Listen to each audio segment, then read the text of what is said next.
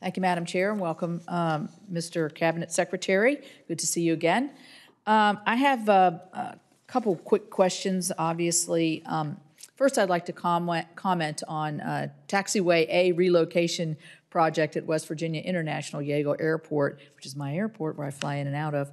Yeager does not meet the FAA's modern design standards because its taxiway, Taxiway A, is too close to the airport's sole runway. So we have a relocation project which would create this issue, and I support the FAA allowing the project to proceed through as a category exclusion. This issue is before the FAA, but I wanted to put it on your radar screen, and you don't need to comment on it unless you want to. But I wanted to also call to your attention the FAA contract tower program. This is really important for our aviation safety. We have 4 airports in the state of West Virginia. And also Congress created the competitive grant program, which allocates $20 million annually for 5 years. Will you and your team work with us to ensure that the contract tower program continues to play a key role in our nation's aviation systems? Yes, we know how important this is, especially in smaller and rural communities, and we'll welcome the chance to continue to work with you on contract towers. Thank you. The interagency dispute over spectrum policy, with the FAA and aviation and 5G, Secretary Raimondo was before the committee, said that there had been a resolution working with the Spectrum Coordination Initiative at the DOC. How are we going to avoid these kinds of conflicts in the future? This one went on for a while before it kind of reared its head. How do you see this in the future? Is there an interagency group working on this so we can avoid these issues?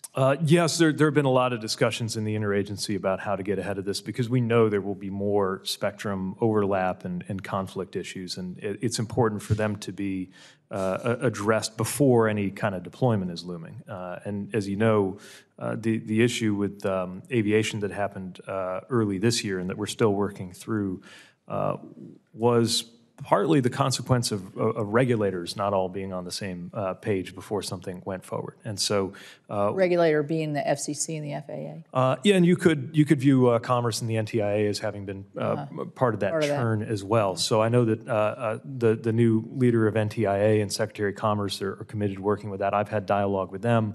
I know the White House also is encouraging that all of the different players, FAA, FCC, NTIA, I would add DOD in some cases, are at the table so that we can have the smoothest possible process for dealing with these issues as they come up in the future.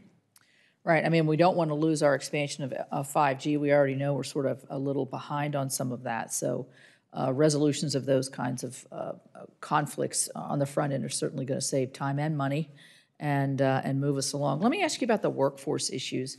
We just had Spirit Airlines has a seasonal flight out of the Charleston airport that goes from Yeager Airport to Myrtle Beach every summer, very popular.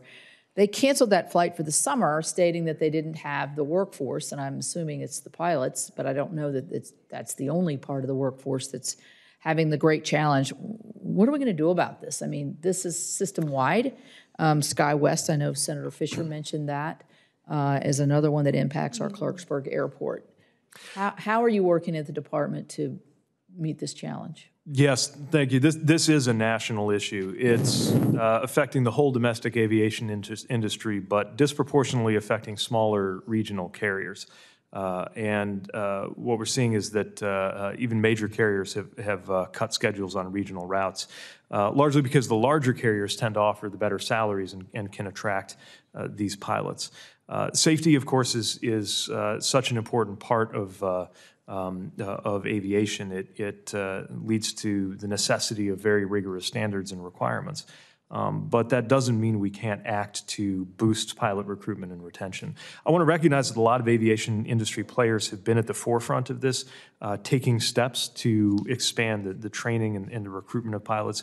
We have some tools that we can use as well, and the FAA will shortly be releasing a notice of funding opportunity for the Aircraft Pilots Workforce Development Grants Program, which is one example of a step we can take with federal funding to help boost that pipeline. There won't be a quick fix, but we've got to work on shoring up that domestic aviation workforce. Do we have enough pilots trained, or is it a situation where we don't have enough at the very beginning that can transition into commercial airlines? Yeah, I'd say we were already on track for a shortage, but then with the pandemic, you had early retirement programs. There were voluntary departures that were aimed at reducing the long-term costs that thinned out airline staff that have compounded that issue. Well, we have the development of an aviation school in West Virginia right now through Marshall University, and we have one at Fairmont, and I understand Shepherd's going to get into that space as well. So we're doing what we hope we can do to help us fill those workforce issues. We also have it on the maintenance side too, so because that's just as important, and there's projected to be hundreds of thousands of jobs in that space in the future. Thank you.